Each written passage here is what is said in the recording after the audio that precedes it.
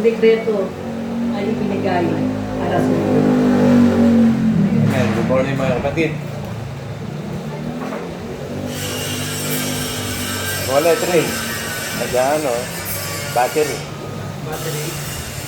Power off. Power? Power off.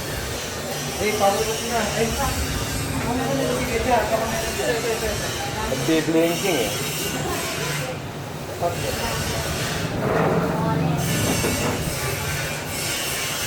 Hello, Ito yung saray. hello Mike. Wala naman sound to. Ito yung baka dyan.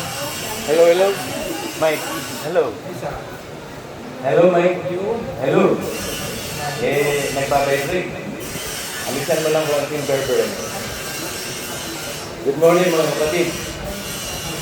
Pag ikaw may kayamanan, ano gagawin mo sa kayamanan? Lulustahin mo ba? Pag ikaw may kayamanan, di ba ang gagawin natin, isi-secure natin yung kayamanan? Para hindi mawala, hindi manakaw. Yung iba, nilalagay sa security bank, sa mga secured locker, para hindi manakaw. Tayo, ano ba ang kayamanan natin? Ano ba ang kayamanan mo? Alam niyo, meron tayong isang kayamanan. Isa lang. Ibinigay ng Diyos yung kayamanan na ano yun? Ito yung buhay mo.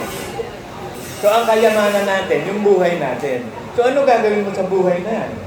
Kung yan ang kayamanan mo. Where your heart is, there your treasure is. Kung nasan lang kayamanan mo, nandun ang puso mo. So, ang ibig sabihin nun, ang buhay mo, nandun sa kayamanan mo dapat. So, kung ang kayamanan natin ay ang ating buhay, ang ating spirito, kaluluwa at katawan, pangangalagaan mo. Ininintay mo yung pangangalaga dyan. Kasi Satan come here to steal, to kill, and to destroy. So, aagawin ni Satanas yung eternal life natin. Guguluhin tayo. Iti-destroy tayo. Ngayon, bumaba ang Panginoong Diyos, ipinababa niya Espiritu Santo para tulungan niya tayo. Mas secure tayo na ang lahat ng dekreto, kalooban ng Diyos, maganaw natin sa pamamagitan ng Espiritu Santo. So, meron tayong gagawin. Kasi binigay yung Espiritu Santo sa atin eh. So, makikipag-cooperate tayo sa Espiritu Santo. At ang cooperation na yan, hello. Ano? Okay na naman eh. Bakit kinakalikot pa? Nadisgrasya tuloy. Hello. Ayun. Okay lang. Alele. Ito na lang. Okay. Hello, hello. Wala naman sound. Hello. Satan come here to steal, to kill, and to destroy. Ini-destroy tayo, ini-steal tayo. Hindi tayo papayag. Ayun, may sound na.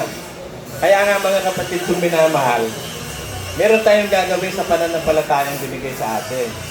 Yung pananampalataya ito, dapat may kabuluhan. Yun ang gagawin natin, may kabuluhang pananampalataya. Ano ba yung may kabuluhan? Ibig sabihin, ginagawa mo. Ang pananampalataya kasing binigay ng Diyos sa atin, kay Kristo Jesus. Pagsunod sa lahat ng kalooban ng Ama, nasundin ng kanyang isinugo. So, ang kalooban ng Ama, sundin natin ang lahat ng inuutos ng Panginoong ito. At hindi pa tinatatagan sa libutan, itinalaga na tayo para maging katulad ng larawan ng kanyang anak. Tinawag tayo para tayo maging banal at walang bahidungi sa pag-ibig. So, yun ang konklusyon ng pananatili ng kayamanan. Maliligtas ang kaluluwa natin kung maitatalaga tayong katulad ng larawan ng Panginoong Hesus. Ano ba ang larawan ng Panginoong Hesus? Ang pagsunod sa Ama, sa lahat ng utos. So ano magiging larawan natin? Pagsunod din sa lahat ng utos. Kung ano yung image ni Kristo, yun din ang image natin, pagsunod sa lahat ng utos. At masusunod natin ang lahat ng utos dahil may Espiritu Santo pinigay. At huwag natin paiiyakin ng Espiritu Santo, kailangan lagi tayong sumusunod para matiyak ang kaligtasan. 1 Corinthians 15:1 and 2. Ito yung gagawin natin. Kung meron tayong pananampalatayang ibinigay sa atin ng Diyos, gagawin natin itong 1 Corinthians 15:1 and 2. Ito ang sure salvation eh. So hindi maaagaw yung kayamanan na yun na nasa atin, yung buhay na ibinigay ng Diyos, hindi maaagaw ni Satanas yun. Mananatili yun hanggang sa makarating sa langit yun. Pagkat yung eternal life, yun ang pinaka-importante sa lahat. Ano pa ba pinaka-importante sa buhay natin? Minsan ka lang mabubuhay, minsan ka lang di mamamatay. It is appointed unto man to die once, and after death, judgment. So pag namatay ang tao, judgment na. Wala nang second time around. Wala nang susunod. Walang pangalawa. Iisa lang ang buhay, iisa lang ang pag-ibig, iisa lang ang pag-asa, iisa lang ang pananampalataya, iisa lang ang Diyos. Ang buhay natin sometime. Minsan lang ang buhay na, singaw lang yan. Parang singaw lang yan na mawawala. Parang pagting ng gagambaya na madaling mapunggal. Para tayong steam na sumingaw lang tapos mawawala na. Napaka-iksi ng buhay. 120 years lang. Ngayon, hindi naaabot ng 120 buhay na ngayon. 70 lang, padedo na. Kapag malakas ang katawan, maabot na 80. Buti na lang, ang Diyos ang pumapatay, ang Diyos ang bumubuhay. Kaya kahit may sakit tayo, pwede na tayong buhayin ng mahaba pa. Maging masunurin lang tayo sa Diyos. Sabi sa ano yan, Proverbs 10:27 Ang pagkatakot sa Diyos, nagpapalao ng buhay. Ano yung pagkatakot sa Diyos? Ecclesiastes 12:13 At ito ang buong fear of God. Sundin ang kanyang mga utos. Sundin, at ito ang buong katungkulan ng tao. So kung tutubunan natin to 1 Corinthians 15:1 and 2, ligtas tayo, sure ball. Sure ball ang kaligtasan, secure yung kayamanan. Walang makakaagaw nito, hindi kayang agawin. Sabi sa John 10:29 Tsaka 30, sabi niya, at sila'y hindi malilipol at hindi siya maaagaw sa kamay ng aking ama. At hindi sila malilipol sa aking kamay. So dalawa gumugwardya sa atin, ang ama, ang anak. Ngayon, ginugwardyahan tayo ngayon ng Espiritu Santo para makarating tayo sa langit, makakasama natin ang Ama at ang Panginoon Jesus doon sa langit. Pero meron kang gagawin pananampalataya, meron kang pagsusumikap, meron pagtitiis na gaganapin. Meron kang pagtitiis na gaganapin. Hindi pwedeng wala, dahil si Kristo nga natuto sumunod sa mga bagay na tiniis niya eh. Hebrews 9:8, 5:9 Natuto si Kristo sumunod, bagamat siya anak, natuto sumunod sa mga bagay na kanyang tiniis. So matututo rin tayong sumunod sa mga bagay na tiisin. Kaya ang ginawa ng Diyos, naglagay ng maraming pagsubok. Pinahintulutan ng maraming tukso para gumawa ng pagtitiis. Ang pagtitiis gagawa ng sakdal na gawa upang wala tayong kakulangan at tayo'y banal. Ito yung plano ng Ama. Maging banal tayo at walang bahay dungis sa harapan niya sa pag-ibig. Mangyayari lang yun kung mananatili tayo kay Kristo sumusunod. Ito yung gagawin natin. Basahin natin. Ngayon, ipinatatarastas ko sa inyo, mga kapatid, ang ebanghelyo na sa inyo aking ipinangaral na inyo namang tinanggap, na siya naman ninyong pinananatilihan. So, nung tanggapin natin, ang Panginoong Jesus, tinanggap natin ang salita ng Diyos, nananatili tayo sa salita ng Diyos, sa aral niya, sa aral ni Kristo. Sa pamamagitan naman ito, ligtas kayo. So, secure yung kayamanan. Secure yung kaluluwa natin, secure yung buhay. Bakit? Nananatili tayo kay Kristo sa aral ni Kristo. Pagkat ang salitang itinatanim ang magliligtas na ating kaluluwa. Panginoon, inilagay ko po sa aking puso ang iyong kautusan upang hindi ako magkasala sa iyo. Ibig sabihin, ipapamuhay mo ang pananampalataya. Madali lang, that's just a live by faith. Susunod ka lang sa Espiritu Santo, huwag mong paiiyakin. Pag inuudyokan ka ng Espiritu ang gawin ang salita niya, gawin mo na. Huwag ka na mga katwiran. Panatilihan mo. Sabi dito sa Bible, sa pamamagitan ng ligtas kayo, kung matiyagan ninyong iingatan ang salitang ipinangaral ko sa inyo. So matiyagang iingatan, may pagtitiis. Kaya yun ang pagkamahalaga, sabi sa Philippians 1:29. Tinawag tayo ng Diyos, hindi lamang para manampalataya, kundi makipagtiis din naman alang-alang kay Kristo. Kasi yun ang pinaka-importante, yung makapagtiis. Kasi yung pagtitiis, yun ang gumagawa ng pagsunod sa kalooban ng Diyos. Titiisin mo tumanggi sa dating pagkatao, nabubuhay ka sa bagong buhay, magtitiis kang sumunod sa kalooban ng Diyos. Wala tayong gagawin dito sa lupa kundi magtiis sa pagsunod kay Kristo. At ang mananatiling tapat hanggang wakas, ang siya maliligtas. So alam mo na, secure yung kayamanan mo eh. Ngayon kung ang kayamanan mo nga ay yung buhay mo, isi-secure mo yan. So i-chapuera mo na lahat ng bagay, katulad ng ginawa ni Pablo. Sabi niya, alang-alang kay Kristo, inari kong lahat ng bagay kadugihan. Matamu ko lang si Kristo. At ang lahat ng bagay, itinuring ko sukan lamang, basura, upang makamit ko si Kristo. Ano ibig sabihin doon? The most important part of your life is God. Wala nang pinaka-importante kundi ang Diyos. Love God above all. Love Him with all of your heart, with all of your soul, with all of your strength, with all of your mind. So, iibigin natin ang Diyos ng lahat sa lahat. At ang pag-ibig sa Diyos, pagsunod sa utos. So, nakakatiya ka na ngayon, ligtas ka. Bakit? Nananatili kang alagad ng Panginoong Yesus. Kaya sabi ng Diyos, tipunin mo sa akin ang mga alagad kong gagawa ng tipan ng sacrifice. Pinatitipon ng Ama sa huling araw, yung tunay na anak ng Diyos, yung gagawa ng sacrifice, yung magtitiis. At ang pagtitiis na yan, pag-aalay ng ating katawan bilang handog na buhay. Mahirap yun eh. Kasi ang daming tiisin natin eh. Alam niyo yung sakit, ikinalagay yan sa katawan eh. Kasi pag may sakit ang katawan mo, nakakainis ng mabuhay pag puro sakit ka. Kaya yung kayamanang ibibigay ng Diyos sa atin dito sa lupa, yung pagpapala, mahalaga lang yan doon sa walang sakit. Pero kung may sakit ka, ang dami mong pera, hindi na maganda rin eh. Hindi mo na may enjoy yung maraming pera.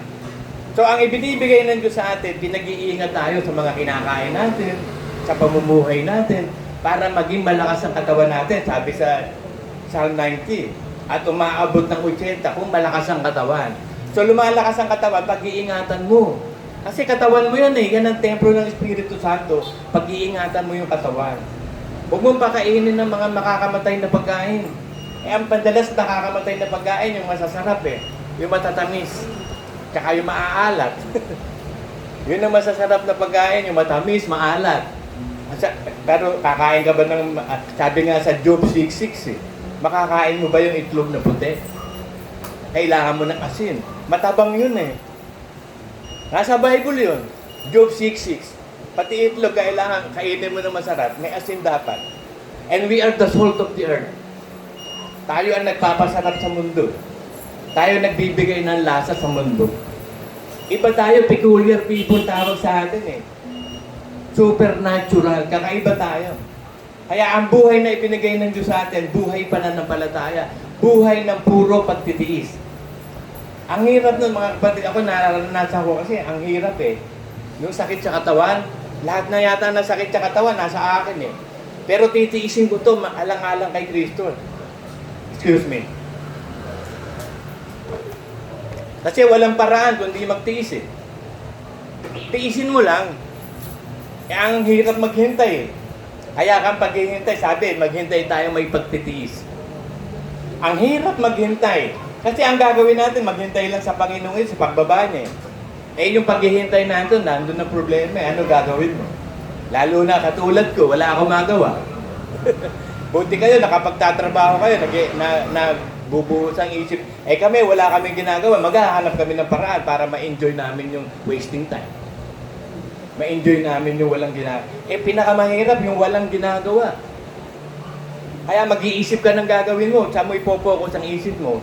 Eh, pag nasa bahay, manonood ka lang ng TV, magbabasa ng Bible, maglalaro ka ng cards, maglalaro ka sa cellphone, manonood ng TV. Pag lumabas ka naman, walang kakwenta-kwenta lumabas, nakakabuisit sa labas. Puro chismisan, sugalan, inuman, walang kakwenta-kwenta sa labas. Kaya magtitiis ka sa loob ng bahay. So gagawa ka ngayon ng paraan. Ano gagawin mo sa loob ng bahay para makapag-tiis ka? Para makapag-enjoy ka? So ano man ginagawa mo, i-enjoy mo. I-enjoy mo na yon.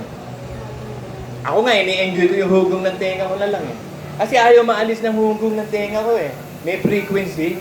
May nababasa ako sa Bible, may frequency sila. Pakinggan nyo itong frequency na to. It will reset your mind. Sabi ko, sana yung frequency ng hugong ng tenga ko, resetting of the mind. Okay naman, nare-reset naman ako. Nasasanay na ako. Ini-enjoy ko na yung hugong ng tenga ko. May frequency yung utak ko, yung hugong ng tenga ko. Hindi pala sa tenga nang gagaling yun, sa utak eh. Yung auditory cortex kung tawagin. Auditory cortex ng utak. Yun pala yung humuhugong sa tenga. Hindi pala tenga, kaya pala kahit anong pa-check up ko sa sa Manila Eye Center, wala naman sa head. So sinabi nung doktor, hindi daw sa tenga yun.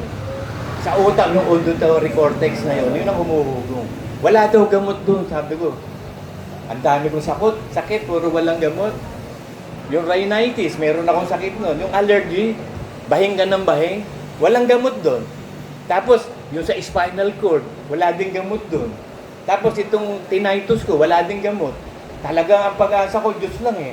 Kailangan ko tiisin to. Kaya ang prayer ko lagi, Panginoon, tulungan mo ko matiis to hanggang pagbaba ng Panginoon. Titiisin ko to. To the last drop of my blood, Panginoon. Tulungan mo ko. Titiisin ko. So pag nag-desisyonan mo na tiisin mo, matitiis mo na. Kasi dinesisyon mo ng tiisin eh. Pag dinesisyonan mo na mananatili ka sa salita ng Diyos, at gaganapin mo lahat ng utos ng Diyos, see to it na ligtas ka araw-araw. Yun ang importante. See to it na hindi mananakaw yung kayamanan mo. Iisa lang ang buhay natin. Wala naman dalawang buhay. Minsan lang ang buhay. Eh hindi naman uulitin. Wala naman second love. First love lang. Kaya sabi ng Diyos, iniwan mo yung una kong pag-ibig. Manimbalik ka sa akin, bumalik ka sa unang pag-ibig. Kasi isa lang ang pag-ibig, first love lang. Eh yung first love na yun, dinisgrasya mo pa, wala na. Isa lang ang pag-asa, dinisgrasya mo pa, wala na pag-asa. Isa lang ang buhay, dinisgrasya mo pa, wala na. Isipin nyo na lang, sa init ng panahon ngayon, nakakabuisit ang init, di ba? Eh pag sa impyerno, forever and ever yun. Sinisilabang ka ng apoy yun, kinakain ka ng uod ng balang eternal na uod. Kung may eternal life, eternal din, may eternal na uod din, may eternal fire. Para parusahan yung mga taong hindi sumunod sa Diyos. Ma-experience nila kung paano yung hindi pagsunod sa Diyos. Kasi lahat na ng grasya, biyaya, binigay na ng Diyos sa tao. Lahat ng tao, binigyan ng pagkakataong maligtas. Sabi niya, kalooban ng Diyos na ang lahat ng tao ay maligtas. Kaya siya mapagpahinuhod. Hinihintay niya na magbago, magsisi mga tao. Kaya habang nabubuhay pa tayo ngayon, niyahanda tayo ng Diyos sa kaligtasan ng kaluluwa. Mas-secured mo yung kayamanan mo. Where your heart is, there your treasure is. Kung ang kayamanan mo nga talaga ay buhay na walang hanggan, sa buhay mo, sito gagawin mo talaga lahat ng pagtitiis. Magtitiis ka talaga sa lahat ng hirap. Hirap ng kaluluwa, hirap ng pag-iisip, hirap ng damdamin, hirap ng katawan. Eh ang matindi yung hirap ng katawan eh. Kasi mararamdaman mo yun, makakabuisit eh. Yun lang may salubsub ka, hindi mo matanggal-tanggal, nakakainis eh. Yun ay salubsub lang. Eh yung koronang tinik pa, kada gagalaw ka, babaon. Eh yung 30 siyam na hagupit sa likod, kada kagagalaw, sumasakit yun. Bubuhat ka pa ng krus. Tapos gugulpihin ka ng 600 band. Tapos tatanggalan ka ng balbas, ng bigote, bubunutin. Pinoy mong hirap yun, kaya sabi ni Cristo, pwede ba ama, wala ito. Eh nakita na niya yung mangyayari sa kanya eh. Napakahirap, pero sabi niya, not my will, but your will be done. Titiisin ko, Panginoon, lahat ng ito. Tiniis ng Panginoong Jesus hanggang sa krus ng Kalbaryo. So, ganun din tayo eh.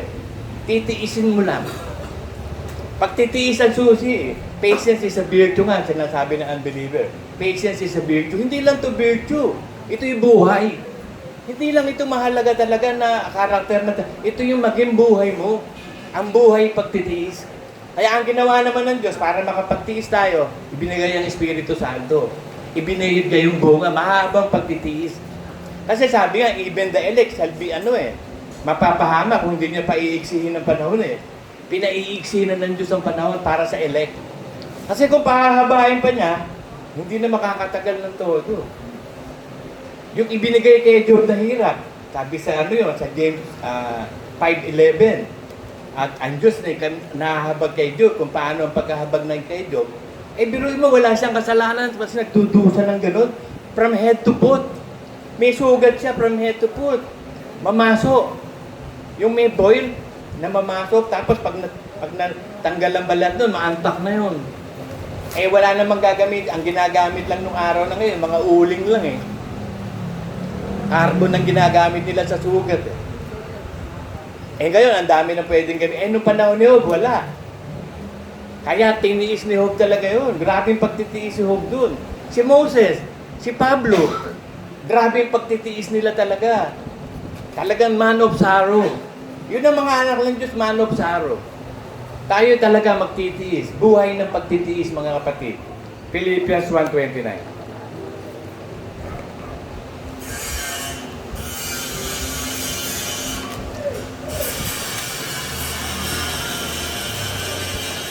Kapagkat sa inyo ipinagkaloob alang-alang kay Kristo Jesus, hindi lamang manampalataya sa Kanya, kundi upang makipagtiis din naman alang-alang sa Kanya.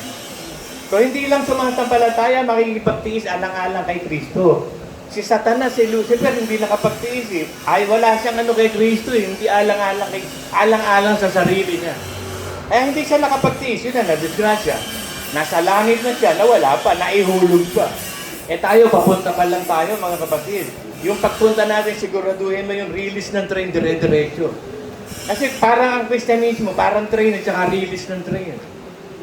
Yung train, doon tayo nakasakay, yun ang iglesia. Ngayon yung release na yun, dire-diretso lang yun sa Ama. At ang release si Kristo. Hindi matatanggal yung release dahil nakakonected sa train yun eh. Pag tinanggal mo yung release, hindi tatakbo yung train. Pag inalis mo si Kristo sa buhay natin, hindi tatakbo buhay natin. Kasi si Kristo nagbibigay buhay sa atin. Si Kristo ang ating katagumpay. Ay, inalis mo yun. So, hindi ka natagumpay. Wala nang silbi buhay. Paano buhay kung wala kang Diyos? Wala kang Diyos. Para saan pa buhay? Ikaw na may pinakamaraming pera, pinakamayaman, pinakamatalino, pinakatanyag. Eh, pupunta sa impyerno, kaluluwang mo.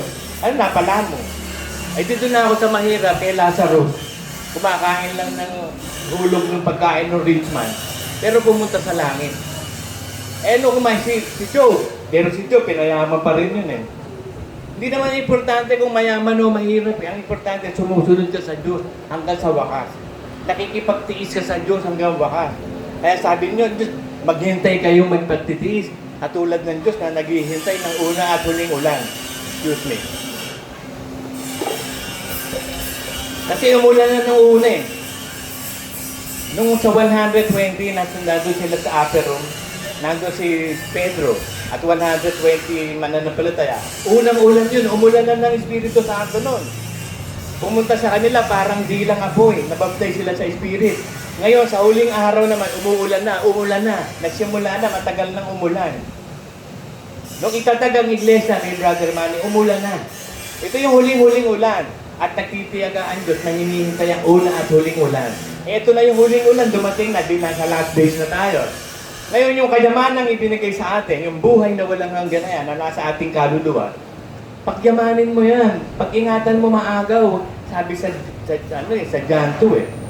Pag-ingatan ninyo ang inyong sarili, baka maiwala nyo yung aming pinagpagalan. 2 Peter 3:17. Pag-ingatan ninyo ang inyong sarili, baka mahulog sa inyong sarili katiyagaan. So mag-ingat kayo sa inyong sarili. So ibig sabihin, bantayan mo yung sarili mo, i-secure mo yung kayamanan mo. O ang puso mo nandiyan sa buhay na walang hanggan, kayamanan mo, ang buhay mo, i-secure mo araw-araw. Ang pag-secure araw-araw yun, mabubuhay tayo sa salita ng Diyos. Kakainin natin araw-araw ang kalooban ng Diyos.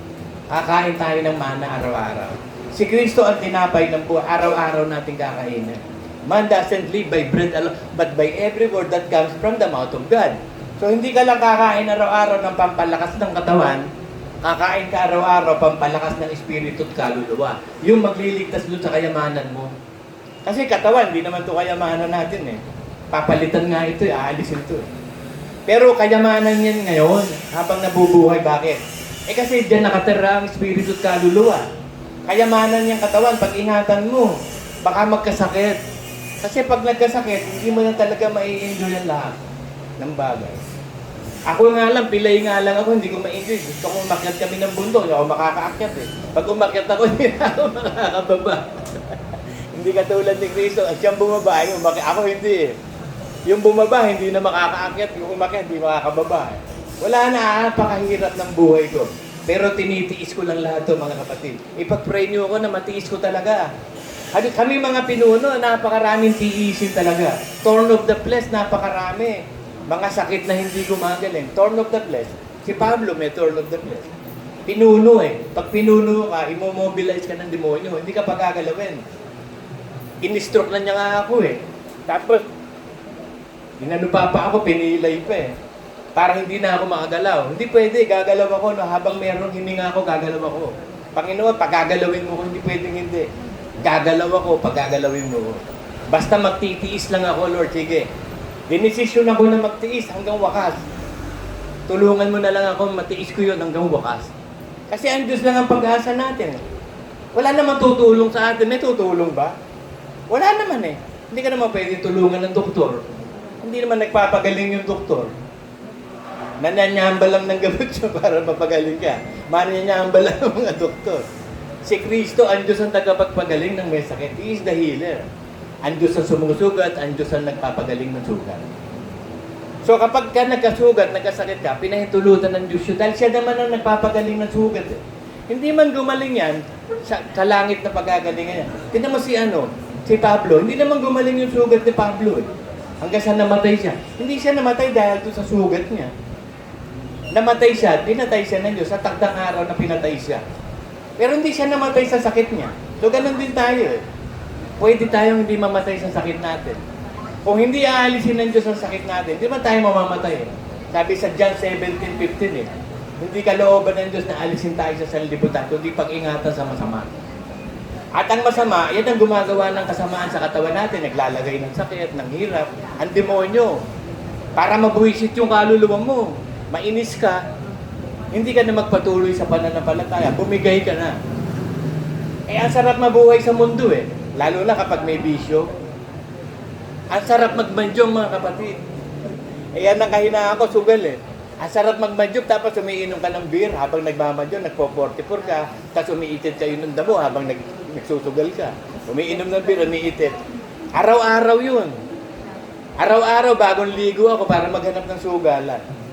Eh kaso hindi ko na pwedeng balikan yun, masarap na buhay na yun eh. Hindi na pwede, mapupunta na ako sa impyerno, babalik ako sa dating pagkatao. Para akong babaeng baboy, babalik ako sa pusali. Hindi na. Para akong aso, sinuk ako, kakainin ko pa, hindi na. Bago na ako nilalang, mabubuhay ako sa bago nilalang.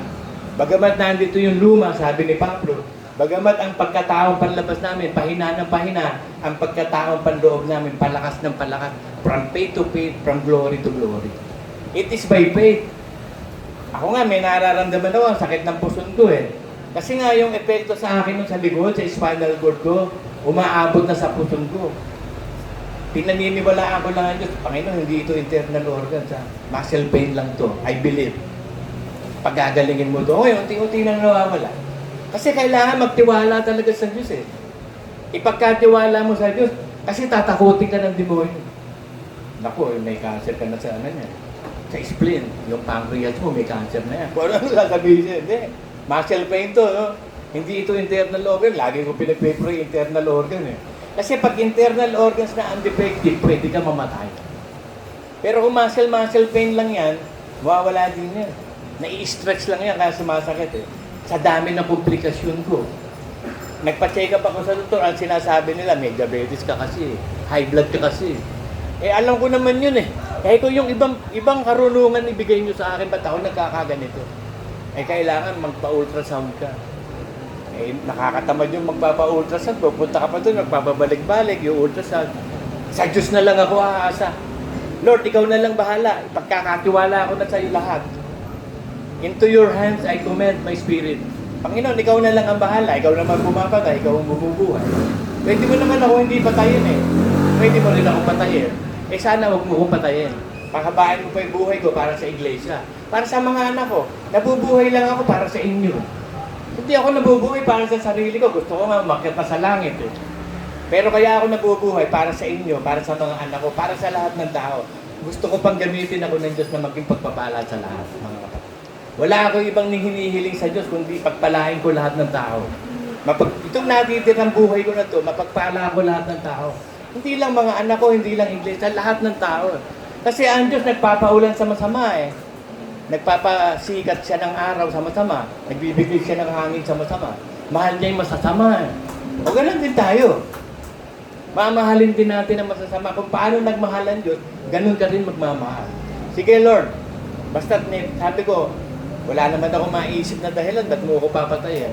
Pero ang dami ko naiisip na dahilan, bakit mo ako bubuhayin? Yun na lang ang iisipin ko, bakit mo pa ako binubuhay? Hindi yung ba, mamamatay. Kasi ang tao, pag yung talagang daming nararamdaman, pumapasok sa isip mo, mamamatay. Ignore mo na lang yun, huwag mo nang pansinin, hayaan mo na siya magdumaan ng dumaan.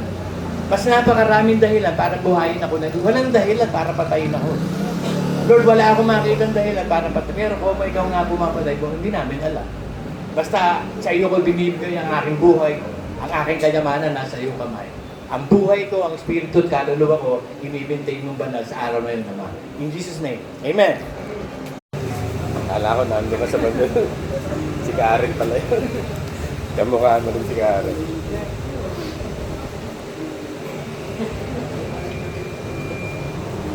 Panampalatayanan ninyo ang aking salita, ang ating pamuhay.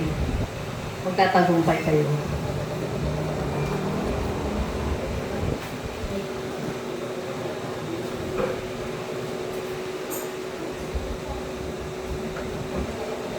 Naisuko niyo na ba ang inyong katauhan sa akin? Walang pagsamba, wala ring pagpapala. Sumayin ang aking pag-ibig. Amen. Good morning mga kapatid. Nang tayo ba yung sumampalataya? Ang pananampalataya bang ito yung buong puso, buong kaluluwa, buong kapangyarihan, buong kalakasan, buong pag-iisip? At sa pamamagitan ng pananampalataya, sabi ng Diyos, ipinagkaloob sa inyo, alang-alang kay Kristo Jesus, ang sumampalataya.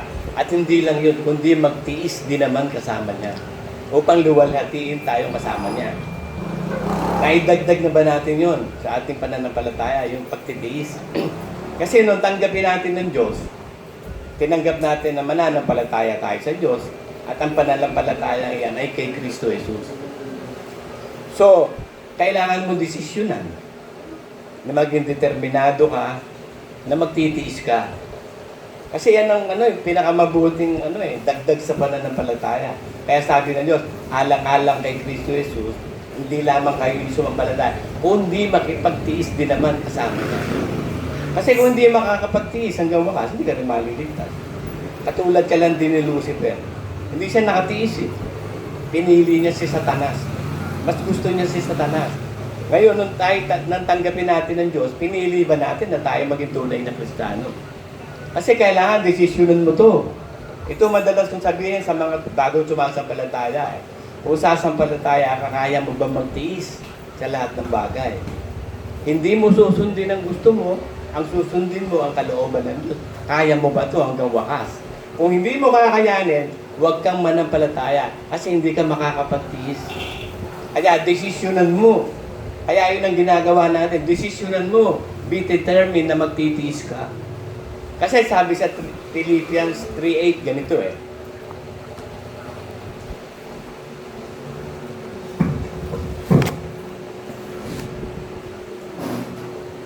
Oo nga, at ang lahat ng mga bagay ay inari kong kalugihan. Dahil sa dakilang kagalingan ng pagkilala kay Kristo Jesus na Panginoon ko, na alang-alang sa Kanya, tiniis ko ang kalugihan ng lahat ng bagay. So, titiisin mo ang kalugihan ng lahat ng bagay. Magpapalugi ka. Titiisin mo yung kalugihan. Kaya mo ba to? Hindi mo gagawin ang gusto mo. Malulugi ka. Tapos, pipighatiin ka ng mga tao. Ipipersecute ka. Sisiraan ka, wawasakin ka. Kaya mo ba to? Na matiis. Kailangan sabihin mo lang sa sarili mo at manampalataya ka, magtitiis ka, makakaya mo. Dahil sabi ng Diyos, kung kaya mo, lahat ng bagay may pangyayari sa Kanya sa sumasampalataya. Kung bigyan ka ng pananampalataya ng Diyos, espiritu ng pagtitiis, kailangan maidagdag. At idagdag ninyo sa inyong pananampalataya ang kagalingan, ang kapangyarihan, kabanalan, pagtitiis. At ito'y pag-ibig sa kapatid. Sabi sa Philippians 1:12, James 1:12. James 1:12. Kung tayo makapagtitiis kay Kristo Jesus, tatanggap tayo ng pangako. 1 Peter 4:12, basahin natin.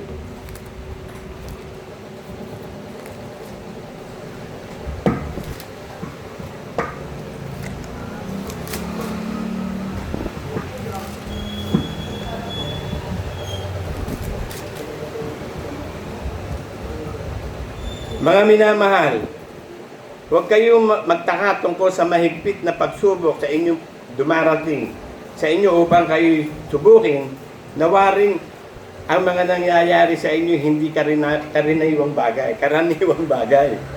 Kundi kayo magalak sapagkat kayo karamay sa mga hirap ni Kristo upang sa pagkahayag sa Kanyang kaluwalhatian naman, magagala kayo ng malabis na galak. So, kung yun daw lahat ng tuksong dumarating sa atin, yun ay yung mga pagsubok na ibinigay ng Diyos sa atin. Kung matitiis mo daw yan, paulit-ulit yan eh. So, paulit-ulit ka magtitiis. Madali lang naman eh, desisyonan mo talaga. Kasi pag dinesisyonan mo talaga, magagawa mo. Pero kung hindi mo talaga didesisyonan, hindi mo nga magagawa. Kasi lahat ng bagay, pag dinesisyonan natin gawin, magagawa natin. Kahit masama. Lalo na kung pagsunod sa kalooban ng Diyos, lalong masikip na dapat sundin. Kasi the spirit of the prophet is subject to the prophet. Ang espiritu ng propesya subject sa propeta. Ganon din tayo, lahat ng utos ng Diyos, lahat ng sinasabi ng Diyos, subject sa atin. Kung papayag ka ba o hindi ka papayag. Magtitiis ka ba o hindi ka magtitiis. So yun ang name of the game. Pagtitiis, persevere. Kaya yung mananatiling tapat hanggang wakas, ang maliligtas. Psalm 31:23, ang mga tapat ng Diyos, pananatilihin niya. Ipipreserve niya yung mga tapat. At ibibigay ng Diyos sa atin ang lahat ng kapangyarihan para matiis natin. 1 Corinthians 10:13. Hindi dumating sa atin ang mga pagsubok na matitiis ng tao. Kundi binigyan din tayo ng Diyos ng paraan ng pag-ilan upang makapagtiis tayo. So yung lahat ng magdesisyon ka lang magtiis, ang Diyos na natutulong. Kasi siya ang gagawa eh. Ang bumubuhat ng krus natin, kasama siyang bumubuhat. Yung mga gagawin natin, ginawa na niya. Ang kailangan mo lang, sumampalatayang lubos kay Kristo at magtiis din naman alang-alang sa Kanya. Kasi lahat ng religion, alam mo, yung Diyos nila tama eh. Yung Diyos Ama. Iisa lang naman ng Diyos Ama eh. Ang problema, hindi nila tinanggap yung anak. Eh, ang ginawa ng Ama, binigay sa anak lahat ng kapangyarihan. Siya ang daan patungo sa Ama. Kaya kahit doon sila pupunta sa Ama, hindi sila makakarating. Bakit? Initsapweran nila si Jesus Christ. Kasi yun ang ginawa ng Diyos, ng Ama eh. Ibinigay na lahat ng kapangyarihan kay Kristo Jesus sa langit, sa ibabaw ng lupa. At wala makakapunta sa langit sa Ama, kundi sa pamamagitan ni Kristo. Eh, tinanggal nila yung paraan. Kaya nga, He is the way, the truth, and the life eh. Eh, tanggapin mo yung paraan na magpunta sa Ama. Paano ka makakarating sa Ama? Oo, tama sila eh. Ang Diyos nila yun eh. Pero may paraan dapat ko sundin na inutos ng Ama at sinunod mo ba? Hindi, gumawa sila ng sarili nilang daan. Ayon sarili nilang kaisipan. Hindi ang daan ibinigay ng Diyos, si Kristo. Kaya malalaman mo, kung ikaw ay nasa Diyos, dadaan ka kay Kristo. Sabi sa 2 John 1:9 eh. Ang nagpapatuloy at hindi na natili sa aral ni Kristo, wala sa kanya ang Ama, ang anak. Ang nagpapatuloy na nanatili sa aral, nananatili sa Diyos, sa Ama at sa anak. Proverbs 34, sabi niya, kung yung nalalaman ang pangalan ng Ama at ang pangalan ng anak niya, nalalaman mo ba? Kaya ang pinakamahalaga mga kapatid, yung espiritu ng pananampalatayang ibinigay sa atin, yun yung pananampalataya may sangkap ng pagtitiis. Kaya kung mananatili lang tayo, tiisin mo lang. Konting panahon lang naman eh. Sabi ng Diyos, hindi naman maglulubag, konting panahon na lang eh. Tiisin mo na lang, natiis mo na nga eh. Di tuloy-tuloy mo na. Ang importante yung tuloy-tuloy na pagtitiis. Kaya ang ibinigay ng Diyos sa atin na kaloob ng Espiritu Santo, mahabang pagtitiis. Kasi mahaba ang dadaanan natin kahirapan. Sabi kay Pedro eh, sa Acts 14:22 eh. Tayo mga banal, dadaan sa maraming pagsubok bago tayo makarating sa langit. So yun ang paraan ng Diyos eh. Yung Israel, alam nyo, kaya tumagal ang pagpunta sa Promised Land. Dahil sa tigas ng ulo, ayaw makipagtiis. Ginawa ng Diyos yung 40 nights and 40 days na yun, ginawa niyang 40 years. Dapat sana 7 days lang, nandun na sila sa Promised Land. Sa sobrang katigasan ng ulo ng Israel, ayaw magtiis. Kaya, nagdala ang Diyos ng mga ulupong sa desierto, kinagat sila. Ngayon, gumawa ng solusyon momentarily ang Diyos sa pamamagitan ng brazen snake. Ang sabi doon, pag nakagat kayo at natuklaw ng aat, tumingin lang kayo doon sa pole ng brazen snake. Gagaling kayo. Eh si Jesus Christ yun. Si Pablo, tiniis ni Pablo. Philippians 3:8, kalugihan ng lahat ng bagay. Si Moses matindi, tiniis din niya na makasama ng bayan ng Diyos kahit tampalasan siya. Tiniis, kasi ang tinitingnan ni Moses yung yung future event, si Kristo yung eternal life. Tiniis na, biro mo, magiging hari ka, tinakbuhan mo. Yung kanyamanan ng Ehipto, tinakbuhan mo. Pinili mo pang tampalasin ka sa kasama ng bayan ng Diyos. At ang tinitignan ni Moises kasi, yung future na eternal life. Yun, yun din ang tinitignan ni Pablo eh. Yung eternal life. Kaya ibinilang niya, suka lamang ang lahat ng bagay. Kaya mo bang ituring na lahat ng bagay sa mundo, basura lang? Basura lang yan, iiwan nga eh, kasi basura yan eh. Lahat ng bagay sa lupa na meron ka iiwan, bakit? Eh basura lahat, kaanin mo sa langit yan. Eh mas matindi doon sa langit. Mas matindi yung kayamanan doon sa langit, eternal life. Yun ang kayamanan na dapat mong tignan, yung eternal life. Yun ang tinignan ni Moses, tinignan ni Pablo. Yun din ang tinitignan natin. Hindi tayo tumitingin sa mga bagay na nakikita. Kasi yung mga bagay na nakikita, mawawala yun eh. Yung hindi nakikita, eternal yun. Kaya ang Diyos na hindi nakikita, eternal yun. Yung ating kaluluwa na hindi nakikita, eternal yun. Lahat ng bagay na mawawala, papalitan lahat ng Diyos yan. Gagawa ng panibago. Kasi nadumihan nga eh. Ayaw ng Diyos ng hindi banal, ayaw ng Diyos ng hindi bago.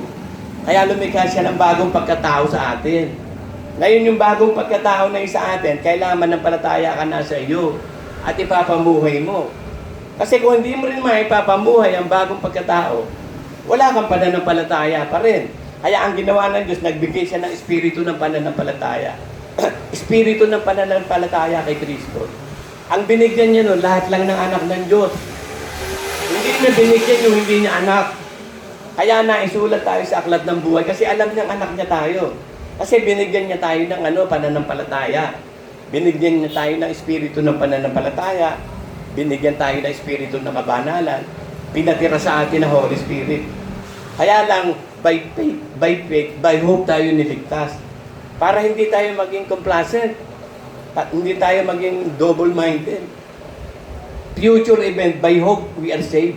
Para matakot ka, pwede kang i-impyerno pa rin. Kasi hindi pa rin, wala ka pa sa langit eh. Anong reality ng kaligtasan mo? Nandito ka pa sa lupa. Eh mangyayari lang yan pag nahatulan. Eh hindi na tayo, hahatulan na kay Kristo Jesus na tayo. Bakit? Lalakad tayo sa bagong buhay.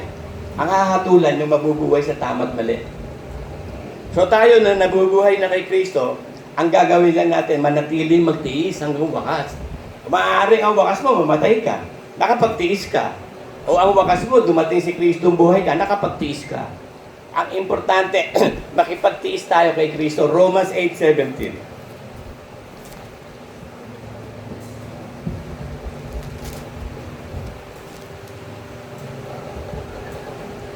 At kung mga anak ay mga tagapagmana nga, mga tagapagmana sa Diyos at kasamang tagapagmana ni Kristo Jesus. Kung gayon, makipagtiis tayo sa Kanya upang tayo luwalhatiin ang kasama niya. Sapagkat napatutunayan doon na ang pagtitiis sa panahong ito hindi karapat-dapat maitumbas sa kaluwalhati ang ihahayag sa atin. So yung pagtitiis daw natin ito, yung kakarampot na pagtitiis, napakatinti na kapalit. Na uncomparable yung promise ng Diyos, hindi pumasok sa tenga na, hindi pumasok sa puso natin, hindi nakita ng mata, hindi narinig ng tenga, lahat na yan, ang inihanda ng Diyos sa mga umiibig sa Kanya. Kaya yung pag-ibig ng Diyos, ipagpapatuloy mo lang yung pag-ibig, pagsunod sa utos. Yun na sabi, at ito ang pag-ibig sa Diyos, pagsunod sa Kanya mga utos. Sabi ni Kristo, ako inyong iniibig, susunod kayo sa akin mga utos. Kaya pag nakita mo na sumusunod ka sa utos ng Diyos, ang gagawin mo lang, determine to persevere to the end. Sapagkat hindi nawawalang kabuluhan ang ating pagtitiis kay Kristo. 1 Corinthians 15:58.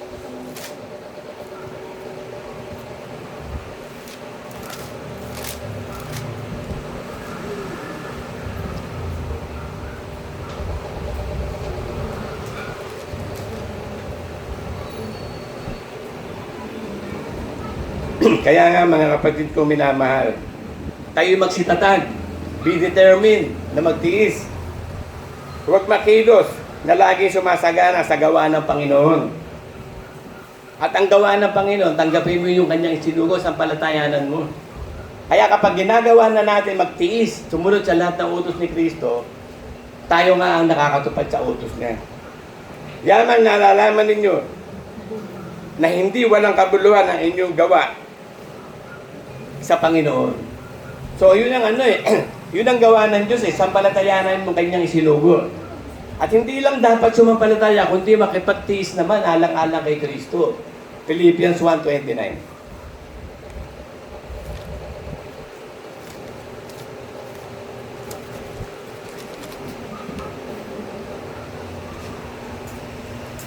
Sapagkat sa inyo ipinagkaloob alang-alang kay Kristo Jesus, hindi lamang upang manampalataya, kundi upang magtiis din naman alang-alang sa Kanya.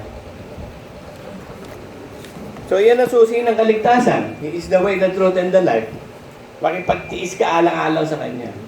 Kaya sabi ko nga, kung ikaw magkikristyano, hindi mo kaya magtiis, hindi mo kayang ganapin ng utos ng Diyos, huwag ka na magkristyano. Kasi sasabihin ni Kristo sa iyo, bakit tinatawag-tawag niyo akong Panginoon? Hindi naman kayo sumusunod sa utos ko. What's the use of that? Panginoon, Panginoon. Hindi lahat ng tumatawag sa Panginoon, pupunta sa langit. Yung demonyo, tumatawag din ng Panginoon yun eh. Di ba sabi niya, Panginoon, Jesus, ano po ba gagawin niyo sa itatapon niyo na po ba kami doon sa abyss? Huwag po muna, pwede ba sa baboy muna kami? Kasi ang masamang espiritu, pag hindi nakakaposesyon, hinang-hina yun eh. Tuyot na tuyot ang buhay ng mga yan. Kaya naghahanap ng mapoposes. At ang gusto nilang i-possess tao. Kaya nung palalayasin sila ni Kristo, sabi, pwede ba sa baboy na lang kami?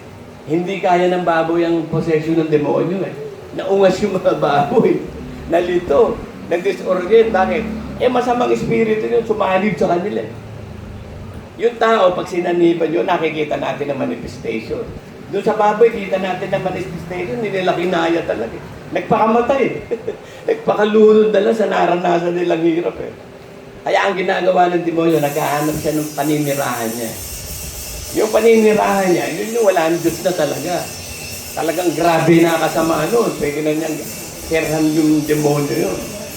Pero tayo mga anak ng Diyos, hindi tayo kayang galawin. Kasi may protection ibinigay sa atin eh, sabi ng Diyos eh. Walang oras o araw na hindi tayo pinoproteksyonan. At ang ibinigay sa atin yung mga anghel. Kaya bago pa lang lalapit sa atin yung demonyo, nandun na yung mga anghel natin. Gumugwagya na yun.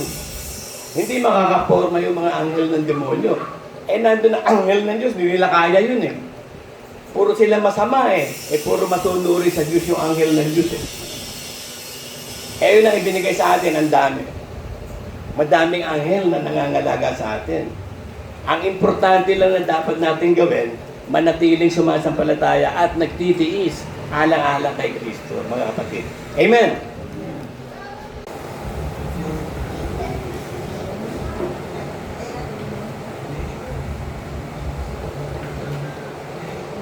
Lubusin ninyo ang inyong kaligtasan. Pagpatuloy kayo, huwag kayong magpabaya. Amen. Good morning mga kapatid. Ang biyaya ng Diyos sumasagana sa atin.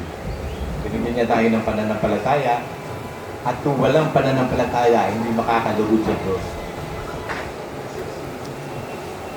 Kaya nga, sinasabi ng mga apostol sa Panginoong Jesus, Panginoon, palakasin mo po ang aming pananampalataya. So, ganun din tayo. Nahihigitan pa ba natin ng mga apostol? Araw-araw hihingi tayo ng tulong sa Diyos na palakasin ang ating pananampalataya. Magkaroon ng unmovable faith. Itong example na to, kita natin, may unmovable faith. Yung inaagasan. Kasi yung inaagasan, 12 years na siyang may sakit nun eh. Hindi siya gumagaling. Naubos na yung pera niya, hindi pa rin siya gumagaling. Sabi niya sa kanyang sarili, mahipo ko lang. Mahipo ko lang yung laylayan. Ang damit ng Panginoong Jesus, gagaling na ako. Biruin mo, napakaraming tao, parang stampede yun, dikit-dikit mga tao eh. Kaya nga sabi ni Kristo, may mute po sa akin, sino yun? Sabi ng mga apos, kita nyo, ang dami-daming tao eh. Pero ba, nakipaglaban yung inaagat, di ba? Talagang nagpumilit siya makarating kay Kristo. Mahipo ko lang, sabi, nung mahipo niya, gumaling siya. Tapos ni Kristo, meron na walang kapangyarihan sa akin. Ganun pala, kapag ang faith natin unmovable, gagawa ang Diyos. Meron kapangyarihan ng galing sa Diyos, lumabas eh. Gumaling yung inaagasan eh. So, yun ang kailangan na-training sa atin, unmovable faith.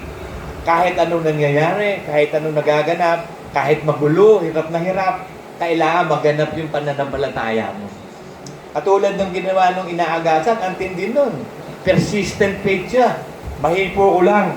Nasa puso't isip niya, mahipo ko lang. Gagaling na ako. Gumaling siya. Pinagaling ka ng iyong pananampalataya. Go your way. Meron pang isa na persistent faith. Yung widow din. Kasi merong isang judge na masama sa isang lugar na yon. Sinasabi ng widow sa kanya, iganti mo naman ako sa mga kaaway ko. Laging naggaganong lang ganon. Ikaw mo masama yung judge na yun Hindi siya natatakot siya, wala siyang nire-respeto kahit na isinunta. Sabi niya sa kanya sarili, laging nagpupunta sa akin itong widow ng itong babae. Ito, ang kulit. Sige nga, papayag lang ako para hindi ako mabagabag. Persistent yung faith ng widow. Tulungan mo ako, pinipilit niya talaga yung judge. Napuwersa yung judge. Kaya sabi ng Diyos, madali kayong igaganti. Pero pagbaba, kaya ng Panginoon, may dadatnan siyang mananampalataya. Kasi ipaghihiganti tayo ng Diyos Pero sa pagbaba ni Kristo, kaya nandun pa yung faith mo. May dadatnan kaya sa pananampalataya. Meron pang isang matinding persistent faith, si Jacob. Kasi tumakas na si Jacob kay Laban Kasama na niya yung dalawang asawa, yung mga katulong niya. Nakipagbuno siya doon sa anghel. Pinipilit na anghel na bitawan siya. Ang ginawa ng anghel, hinipo yung niya, yung pigi. Tawag dito, pigi. Dito sa lugar ng balakang, sa kahita. Yung lite doon, hinipo, napilay si Jacob. Hindi pa rin bumitaw si Jacob. Kahit tinira na yung pigi niya, napilay na siya, sabi niya, pagpalain mo ako. Sabi niya, ano ba pangalan mo? Sabi niya, ba't mo tinatanong pangalan ko? Si Jacob. Ngayon, hindi ka na si Jacob. Si Israel ka na. Kasi nagwagi ka sa Diyos. Nakipagwagi ka sa Diyos. So, ganun katindi ang kailangan maging faith natin. Yung widow na makulit dun sa judge, si Jacob na makulit na pagpalain. Alam niyo ba yung katana? Yung katana, sacred sword of samurai yun. Alam nyo, bago maging katana yun, napakatindi ng prosesong pinagdadaanan nun. Ang ginagawa ng mga Hapon doon, kukuha ng magandang ori ng bakal. Tapos lalagyan nyo ng uling, ng sand, lalagay yun sa pugon. Yung pugon na yun, talagang matinding pugon yun. Ginagamit nila noong una pa. Ilalagay doon yung bakal, kasama ng putik, kasama ng mga sand. May halo yun. Tapos, kukunin ng blacksmith yun, o swordsmith, o panday, papandayin na yung yung bakal na yun. Pupukpukin ng pupukpukin yun. Pukpok ng pukpok, tapos tiklop ng tiklop, tinitiklop. May gamit silang pantiklop ng bakal. Pupukpukin, titiklopin, kasi ihuhugis yun ng katana. Samurai sword. Kasi kailangan pukpukin ng pukpukin para mawala ang dumi ng bakal. Kasi madumi yung bakal ang daming impurity ng bakal. Para mawala yung pupukpukin ng pupuk at dadaan sa matinding apoy. So, ganun din tayo, yung baptism of fire. Pupukpukin ka ng pupukpukin, titiklupin para mawala ang dumi sa iyo. Tapos kailangan maging bago kang nilalang. Tapos na pukpukin ng pupuk, ang tawag doon is melting. Tapos magkakaroon naman ng forging, ipo-forge na yun. Yung bakal na yun, iko-korte na yun na parang circular na gano'n. May korte yung samurai na yun na sword Iko-korte yun. Ang ginagawa ng mga doon, mga expert yung gumagawa, hindi pwedeng gumawa, hindi expert doon. Nilalagyan nila ng matigas na bakal, tsaka malambot na bakal, pagsasamahin. Pagkatapos ilalagay na naman sa apoy. Tapos pupukpukin na naman. Pagkatapos ilalagay sa napakalamig na tubig, nag-iiyelong tubig. Kasi yung pala nagpapatalas ng ng katana. Kasi yung katana, pumuputol ng bakal yun Pero dadaan yun sa mga maraming proseso, yun nga. Lalagyan ng matigas na bakal sa gilid, yun ang talim. Tapos lalagyan ng malambot na bakal doon sa gitna para hindi daw mabali. O pagkatapos nun, ihahasa na yun. Ang paghahasa nun, ang tindi. Maraming batong pagdadaanan ng paghahasa. Ihahasa yun sa bato. Katulad natin, si Kristo ang bato. Ihahasa din tayo. Gagawin tayong tunay na mga rin doon. At yung bato na yun, sacred yun. Walang nakakaalam nyo, kundi yung mga expert lang doon. Ang pangalan ng bato yun, Tawisi. Tawisi water stone. Kapag dinaan sa Tawisi, yung katana na napakatalas nun, yun lang ang nagpapatalas nun. So tapos na, matalas na. Pakikintabi naman ng todo yun. Pakikintabi ka, gagawin kang puro-puro, katulad natin. Pakikintabi tayo, gagawin tayong puro-puro. Hindi pa tapos yun, ha? Kailangan may handle yun. At yung handle nun, hindi pwede yun basta kahoy. Meron silang tinatawag na Japanese magnolia. Yung kahoy kasi na yun, hindi nag-absorb ng moisture, tsaka hindi nagkakarak. Kasi baka mamaya, pag itaga mo yung samurai, mag-crack yung hawakan, masasaktan ka. So, hindi pa tapos yun, ha? So, napatalas na, napakintab na, nalagyan na ng handle. Two-hand handle yun. Kailangan balutan yung hawakan na yun. Alam niyo ba kung ano pinambabalot dun? Yung stingray. Ano ba stingray? Pagi. Yung balat ng, biro mo, para makakuha ka ng, pupunta ka pa sa dagat, huhuli ka pa ng stingray. Natatandaan ko tuloy yung pagi, si baby. Napakasarap magluto ng pagi. Ang sarap magluto ng pagi ni baby. Pinakamasarap magluto talaga sa lahat ng asawa ko. Lalo yung puset. Kasi alam niyo, pag nagluto ka ng puset, nagiging bubble gum yung pag hindi ka marunong. Pag kinulang sa apoy, sumobra sa apoy, parang bubble gum yun, parang goma. Hindi mo makakain. Kailangan expert din nagluluto, parang katana doon. Expert ang maghahasa, expert ang magbabalot ng hawakan na yun, na balat ng stingray. Alam niyo ba kung magkano, tinanong ko yung AI, magkano ba ngayon ng yung talagang original na mga katana, umaabot ng 50 to 100 million. Binuin mo, 50 to 100 million. Bago mo naman mapili yun, ang daming dinaanan project. Tayo, priceless tayo. Yung baptismo per dinadaanan natin, yun ang dinaanan ng katana. Very sacred sa hapon yun. Biruin mo, yung panday, di ba yung panday, mayroong matulit doon pinupukpok. Pag yun, tinagaan ng katana, putol yun, sa gitna. Yung iba pa ang ginagawa, yung lahat ng mga bamboo. Maraming bamboo sa Japan pagsasama-sama, isang ano lang doon, isang taga, putol lahat yun. Pero hindi lang ganun yun, kailangan marunong kang tumaga. Kaya kailangan napakatindi ng training ng samurai. Ngayon yata wala nang samurai. Yakuza na yata ngayon. Ang tindi nun. Alam nyo yung dinadaanan ng katana, ganun din tayo.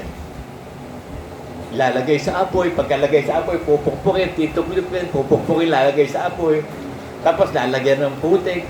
Pagkatapos, pupukpukin na naman, ilalagay sa apoy. Tapos ilalagay sa pinakamalamig na tubig. Diruin mo, ang init-init nung, tawag, bigla ilalagay sa malamig. Yung pala pampatalas nun. Proseso yun. Ano yun? Traditional yun. Sari-saring lahi sa mga samurai yun. So, inihalimbawa ko lang sa inyo na yung unwavering faith o yung unmovable faith, mangyayari lang yun kapag dumaan sa proseso. Kaya yung baptismo pa, yun na magpapatibay, magpapalakas sa atin. Maghuugad tayo sa pananampalataya. Sabi sa Colossians 2:7, basahin natin. Na nag-uugat at natatayo sa Kanya. At matibay sa inyong pananampalataya, yan ang pagkaturo sa inyo at sumasagana sa pagpapasalamat. So, sasagana ka sa pagsasalamat. Kapag dumadaan ka sa matinding tukso, magpasalamat ka ng todo sa Diyos. Alam niyo ba kung paano lalabas ang pagkaginto mo o yung tunay na anak ng Diyos? Pag napakatinding tukso ang dinadaanan natin. Kaya sabi ng Diyos, mapalad yung dumadaan sa tukso. Magala kayo. Pagkat kapag kayo nagtagumpay sa ito, mamanahin niyo yung pangako ng buhay na walang hanggan. So mapalad ka, kasi para malaman kung totoo ka, dadaan ka sa maraming tukso. Kaya ang ginawa ng Diyos kay Hezekiel, binabayaan siya. Tinukso ni Satanas Pero nandun yung pagnanasa ni Hezekiel, nanalangin siya. Kasi ang tindi ng kalaban ng Pilisteo ang dami-dami. Sabi ni Hezekiah, Panginoon, wala kaming magagawa. Ang inaalipusta nila, hindi kami, ikaw. Nagpadala na sulat si Sennacherib na sumuko na, ibigay na lang lahat ng ginto doon sa sanktuaryo. Sabi niya, Panginoon, inuusik kami ng todo. Ikaw na lang ang pag-asa namin. O kinabukasan, nagpadala ng angel of the Lord ng Diyos, 85,000 ng patay. Kasi kapag ikaw lubos na sumasampalataya, gagawa ang Diyos. Nalulugod lang ang Diyos sa sumasampalataya. Kaya sabi sa Jeremiah 17:8-10 mapalad daw walang ibang inaasahan kundi ang Diyos. Sapagkat parang siyang puno na natatanim sa tabi ng ilog. Ang kanyang ugat laging nakadikit sa tubig, sumisip-sip lagi ng tubig. At ang tubig, Word of God. Lagi may Word of God tayo. si Jesus Christ dumaan sa napakatinding tukso. 3 tukso na napakatindi. Yung lang sa pagkain lang, ang tindi ng tukso nun eh. Madami nga nagiging masama dahil walang makain eh. O pagkatapos yung kapangyarihan, yung kayamanan. Pero kita mo, sabi ng demonyo, kung ikaw ang anak ng Diyos, tinukso siya, kita mo. Para ma-improve mo na anak ka ng Diyos, tutuksuhin ka na matindi tukso. Kasi doon lumalabas ang tunay na ikaw eh. Lalabas ang tunay na ikaw kung tunay kang Kristiyano. Kaya sabi ko nga eh, kapag ikaw magkikristyano, ihanda mo ng sarili mo. Kasi dadaan ka sa purging. Ipopurge ka. Dadaan ka sa smelting. Ilalatag ka sa apoy, pupukpukin ka, gagawin ka, ihuhugis ka, tapos ilulubog ka sa malamig na tubig. Ibig sabihin, napakatinding pagsubok lahat. Pero sabi naman ng Diyos, huwag kayong matakot. Tagumpay ako, tagumpay kayo sa pamamagitan ng pananampalataya. So pag na,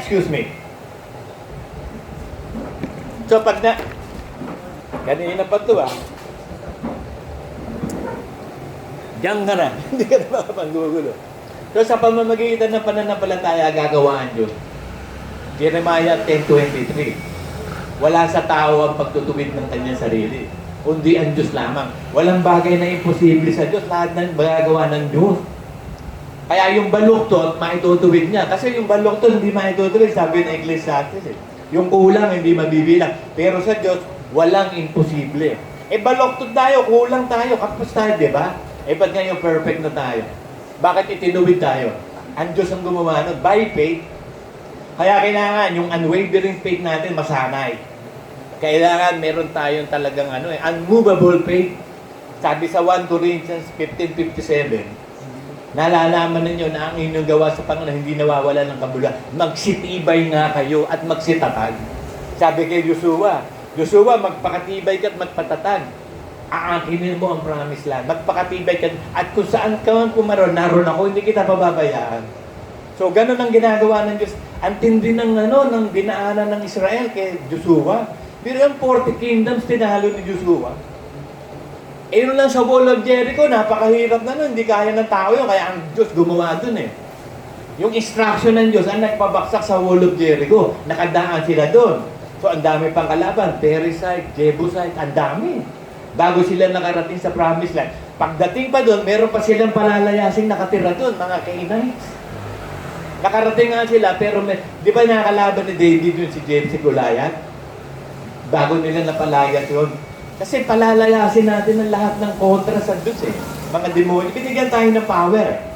Binigyan si Joshua ng kapangyarihan, ilid ang bayan papuntang promised land. Ngayon yung mga anak naman ng Diyos, nagsisampalataya, kaya sila nagtagumpay. So ang pagtatagumpay natin, pananampalataya. Pero kinakailangan, tiyakin mo sa sarili mo na hindi ka talaga bibitaw, magiging matatag ka. Kasi sabi ng Diyos, kung kaya mo, mangyayari sa iyo eh. So kayanin mo. Maging persistent ka, katulad ng inaagasan na babae. Persistent siya, nagkakagulo, daming tao eh. Binuhin mo, sisiksik. Ayun yung sumiksik sa tao, nakakainis yun eh. Tapos, pupuntahan mo pa kailangan, makarating ka na. Ilang tao yung dadaanan, pero ba't nakarating siya? Nahibo pa nasimplihan niya si Kristo, hindi alam ni Kristo. Sabi niya, sino humibo sa akin? Sabi ng mga apos, nakita niyo, dikit-dikit tayo dito. Paano malay namin siya? Tapos sabi ni Kristo, may kapangyarihan lumabas sa akin. Ganun pala. Kapag ang pananampalataya natin, unwavering faith, unmovable faith, na talagang gustong-gusto mo, katulad ni Jacob, si Israel din tayo. Magtatagumpay tayo sa lahat ng bagay by faith.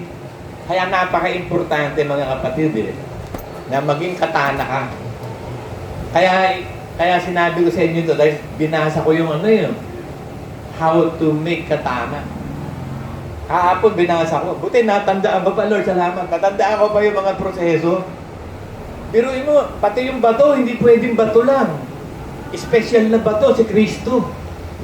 Taoisi ang pangalan. Yung batong yun. Water stone. Kita mo, isang bato na may tubig, si Kristo na may tubig, may dala-dalang salita ng Diyos. Yun ang panghasa dun sa sword. Para tayo mahasa. Kasi kailangan masanay ang espiritu natin to discern what is good and what is evil.